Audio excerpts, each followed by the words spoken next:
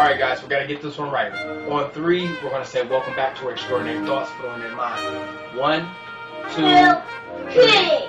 Welcome back to our mind. And we back. That'll work right there. Yeah. And we back. And we Yeah. back. And we back. And we back. And we Y'all did y'all best. And that's all that matters. Now, before we get started with this episode, don't forget to hit the subscribe button, like this episode, share this podcast, and if you can, do me a favor, head on down to the review section and leave an honest review, because this podcast was dedicated to helping us become a better version of ourselves. And I don't know what that version is, but I know that just like we need a little bit more money, just like we need a little bit more sleep, just like we need a little bit more of anything in life, we deserve to be a little better than what we are right now. What's going on, everybody? It's that ordinary podcaster with the extraordinary thoughts that tells you to stop being great and be extraordinary. I'm your host, Demetrius Thigpen, also known as Meech Speaks, and welcome back to another episode of Extraordinary Thoughts for the Ordinary Mind. All right, so it's Monday, coming in from a heavy weekend. Happy Juneteenth. Happy Father's Day. I really want to just start off with this real quick. Thank you to everyone that told me Happy Father's Day. It really means a lot. You know, like, I'm going to just be 100% with you. Like, this fatherhood thing is lit, but, you know, it has its days. It has its days. But I hope everybody enjoyed their Father's Day. I hope y'all went out, got y'all dad something nice, or got your insignificant other something nice, or whoever is that daddy figure in your life. Oh, my God, that sounded horrible. Never mind. No, take that out. Take that out. For those who are that active role model within a child's life, who has stepped up to the plate, even if you ain't that child's father by blood, but you stepped up when nobody else would, happy Father's Day. Also, I don't know who needs to hear this, but look, black boxers are honestly more preferred for a Father's Day gift. Like, don't get us gray, don't get us white. You feel me? Like, do not get us white. Get us black boxers, all right? In the long run, it'll be a much better gift, okay? Socks? No. Don't get us socks. We don't need socks. I'm trying to tell you right now, if you were wondering what you should have got, you know, somebody for Father's Day, or what you think, you know, you got a late gift or whatever the fuck it is, get them some black boxers. I promise you, they will thank you later. All right. Like, I'm telling you. But anyways, let's go ahead. Let's get into today's episode. Now, coming into this episode, I've always done a Father's Day episode. And I remember when I first did my first Father's Day episode for the podcast, I want to say that it was so many emotions, and the emotions coming into the episode, you know, one swelled within me. I remember one time, like, just thinking about what I was going to say brought tears to my eyes, because I was talking about things I had not even addressed with myself.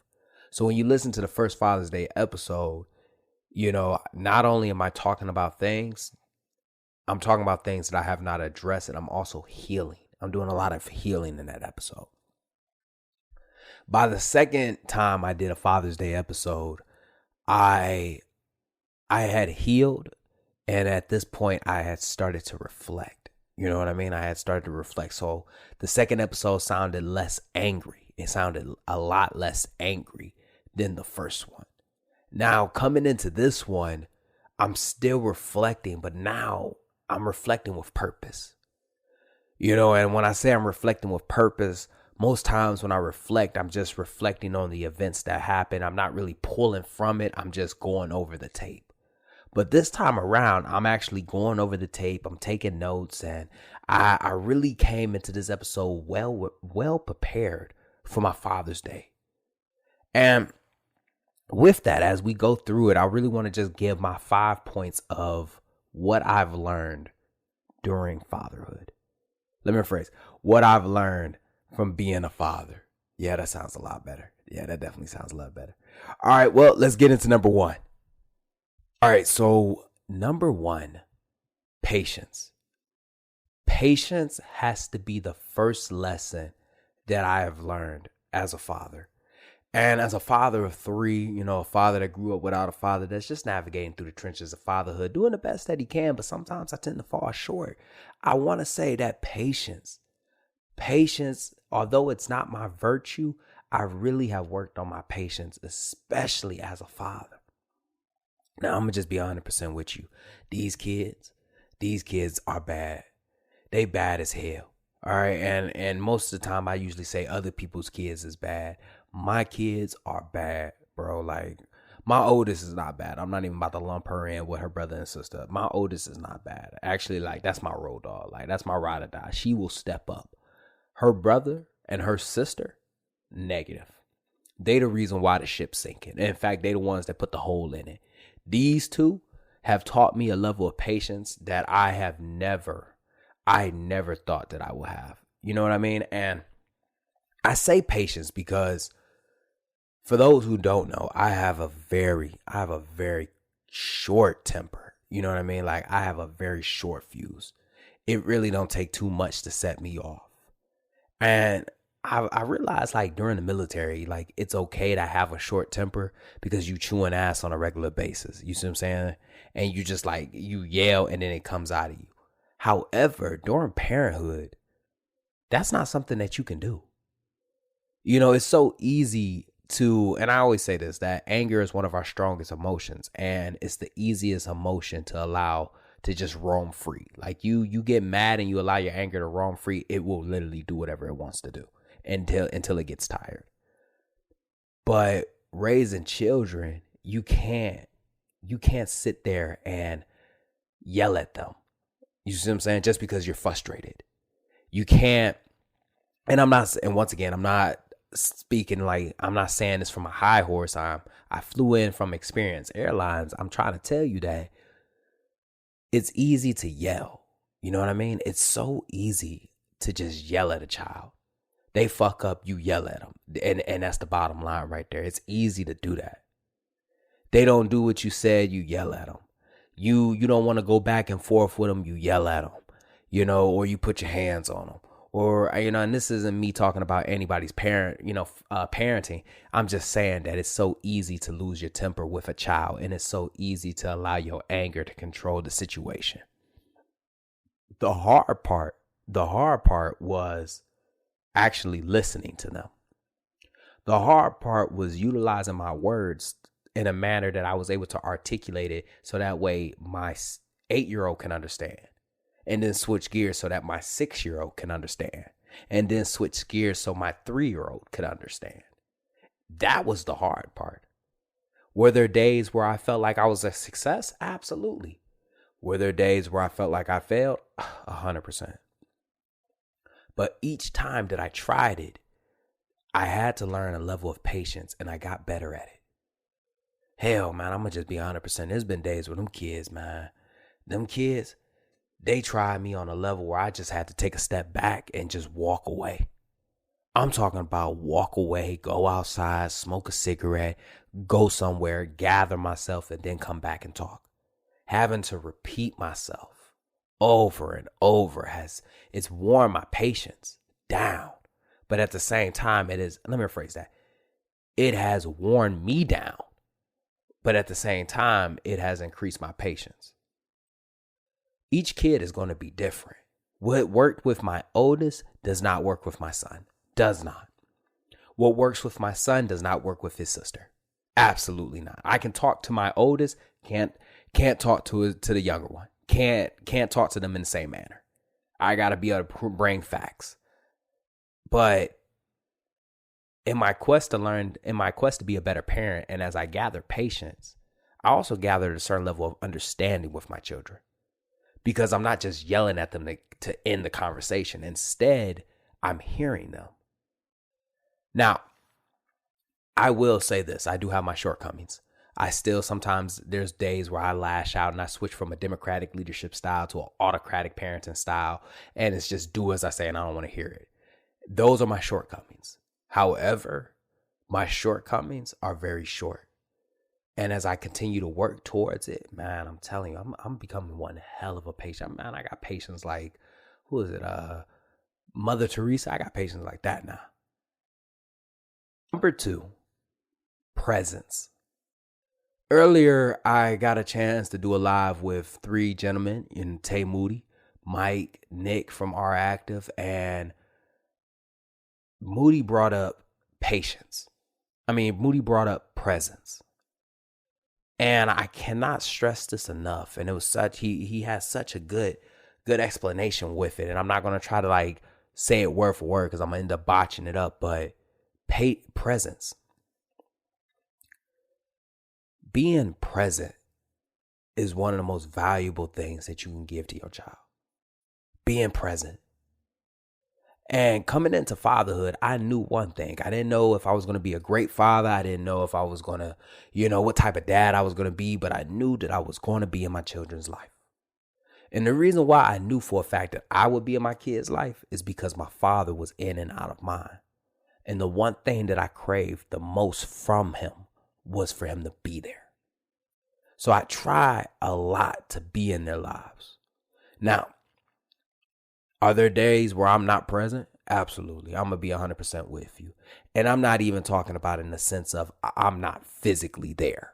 Because being in the military, and every military parent understands this, I've done deployments with kids. I've done field ops with kids. I done had to stay late. I done had to come early. It's been a couple of times where for 3 days straight, I was at the house, but they never saw me. Because I would leave before they woke up and I was coming home when they were going to sleep.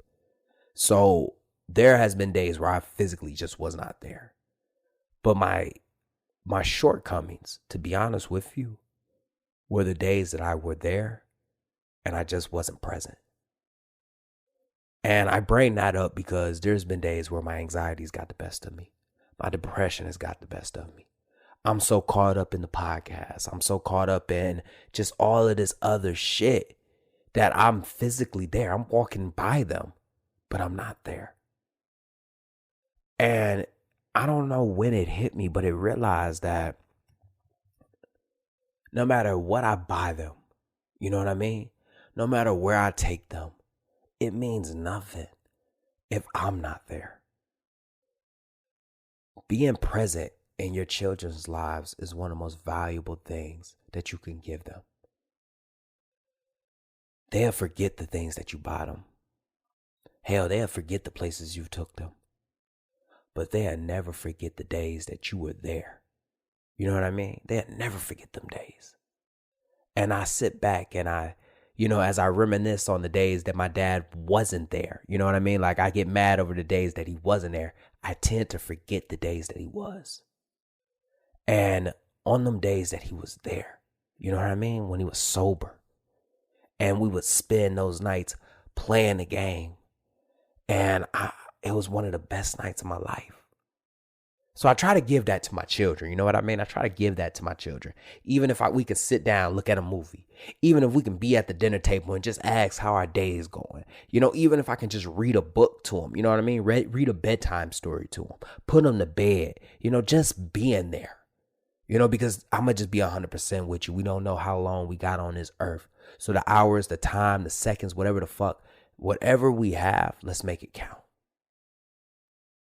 Now, to piggyback off of my first topic, when I said patience, right?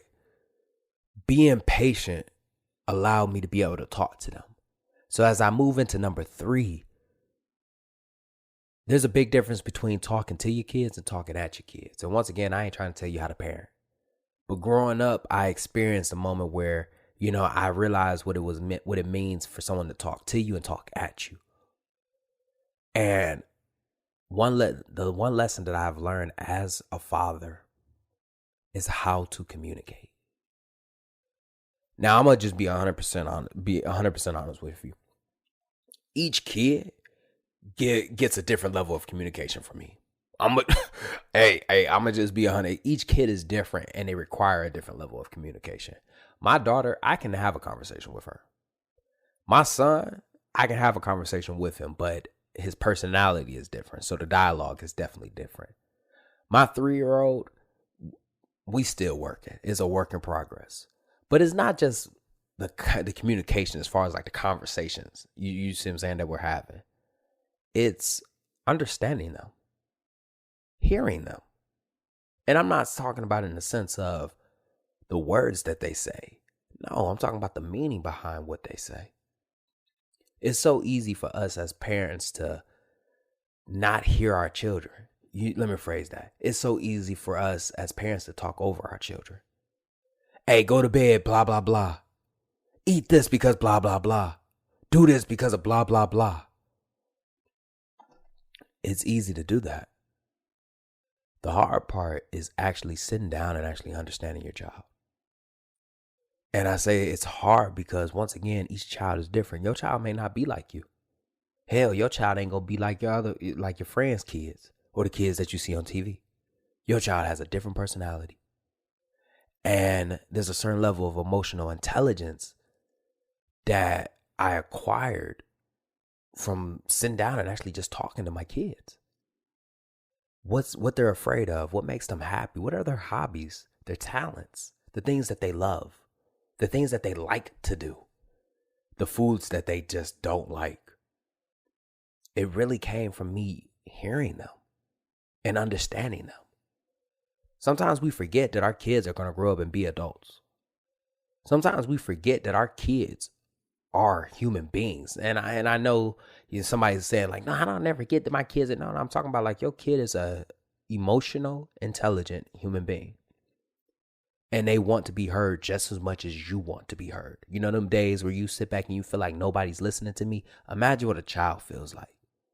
And I bet you there's an old school parent right now that's saying, that's just a child. The child don't pay no bills, the blah, blah, blah, and all that other dumb shit that old parents used to say. I pay the bills. I do this, so it's my way or the highway. I get it. And once again, I'm not telling you how to parent. I'm not.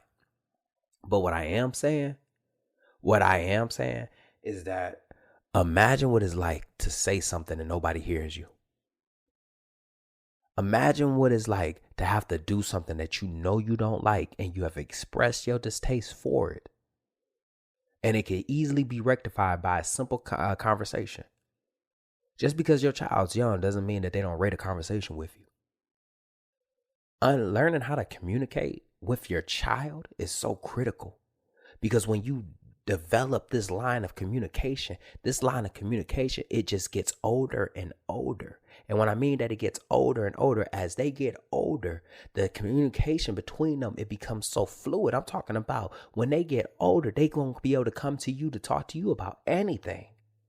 But it starts, you know what I mean? Like it starts when they're children. It don't start when they fucking preteens. It don't start when they teenagers. It don't start when they young adults. It don't start when they fucking get their first job. It don't start when they become parents. It starts right now. You know what I mean? It starts right now. I'm trying to tell you, there's been days I came in the house and my oldest, she done came up to me and said, Dad, how's your day going? How was your day? What you do today? And I'm not hitting her with it was good. Oh, it was this. Nah, you asked. I'm about to talk to you. You got to listen in ear. I got to talk in mouth. Let's go ahead. Let's get it to going. You want a drink? I'm going to pour you up one because I'm about to get one because today was rough. And then I switched gears and I asked her, how was hers? The same with my son. I can't stress this enough. And it feels like all of these tend to tie into each other, these lessons. That presence that I have acquired, that I try to put in their lives, it comes with a certain level of communication. Because I'm gonna just be 100% with you. Meech Speaks this don't talk on a podcast. Meech Speaks be talking to his kids. Number 4, letting go of expectations. Letting go of it. I'm gonna just be letting go of expectations. A lot of times we tend to expect so much of our kids because of us, because of the expectations that society puts on us, because of the expectations that we put on ourselves. You are good at sports and you expect your child to be good at sports. Turns out your child is not. You expect your child to be a straight A student or popular because you were, and you find out that your child is not. You expect them to be an extrovert and it finds out they're an introvert. You expect them to do this, but they turned out they do that. Let go of the expectations. I'm going to just be 100% honest with you. I learned to let go of expectations with my oldest. I expected her to act like her mother. I expected her to have more in common with her mother, when in reality she actually had a lot more in common with me. I expected me and my son to have a lot of similarities, but the reality is that me and him are on night and day differences. I expected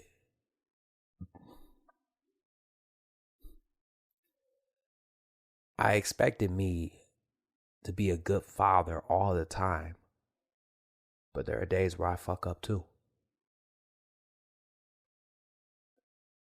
The idea that we set these expectations because we want the best for them, we end up hurting them. We expect them to catch on fast, but that's not the case. A lot of times the expectations that we put on our kids are the ones that our parents have put on us.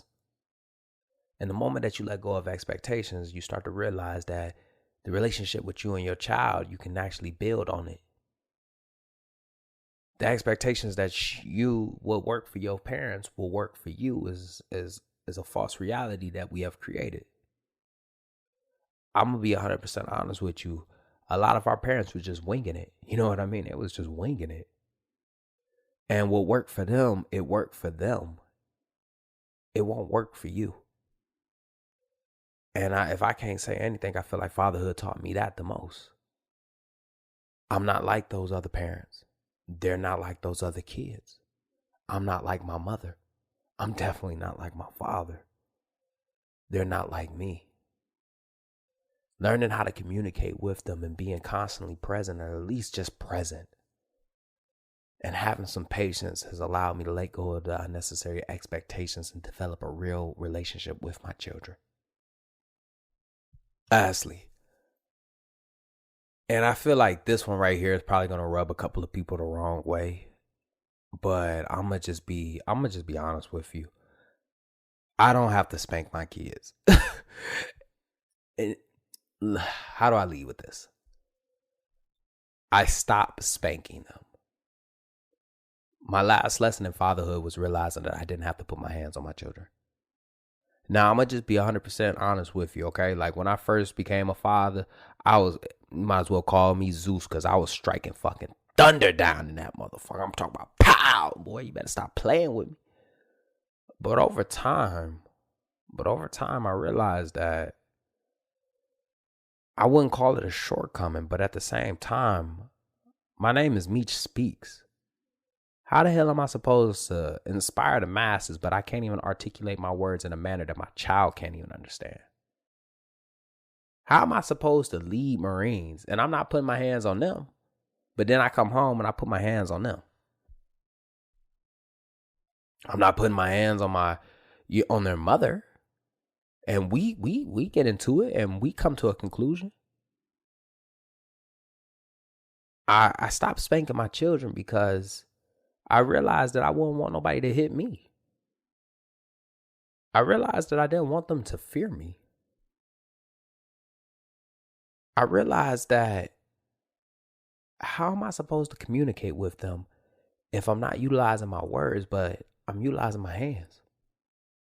And when I stopped spanking them, I also realized that it's not about what you say, it's how you say it.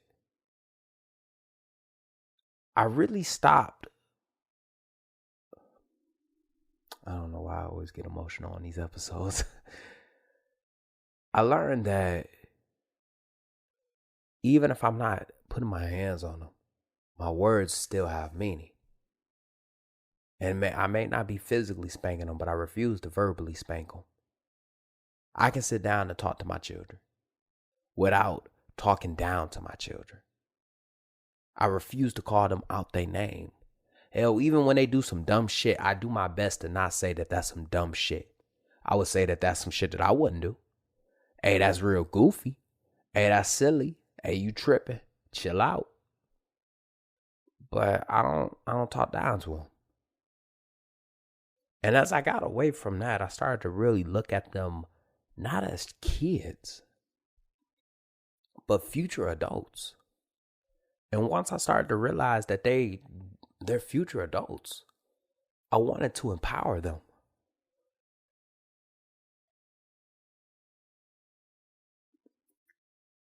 One lesson that I learned in fatherhood was that I want to empower my children. You know what I mean? I sit back and I think about how many times we were told that if we go to college, we'll get a good job, and, you know, this doesn't make any money, or this can't, you know, this, you can't make a living off of that. And I realized that was bullshit. That the things that we loved as kids, the dreams that we had as kids, those could be a reality when we became adults. I stopped spanking them. I stopped putting them. I moved away from, the verbal attack, and I chose to empower. And as I chose to empower, my dreams for them is for them to live their dreams. I feel like I kind of went down on a little tangent right there, but those are my 5 lessons in fatherhood. Thank you for listening. And just like that, another extraordinary thought left this ordinary mind. I hope you enjoyed this episode half as much as I enjoyed making it. Stay tuned Mondays and Fridays. Don't forget to follow me on Instagram at Meech Speaks. Once again, that's Meech Speaks. Meech is spelled Meech. Don't forget to share this podcast, subscribe to this podcast, follow this podcast, pass this podcast to somebody, because this podcast was dedicated to helping everyone become a better version of themselves. Even though I don't know what that type of version is, I just know that you can be better. Lastly, don't forget to grab your copy of The Extraordinary Thought from the Ordinary Mind, available on Amazon, Barnes & Nobles. I think there's an electrical copy. You know what it is. Stay hungry, stay motivated. I'm out.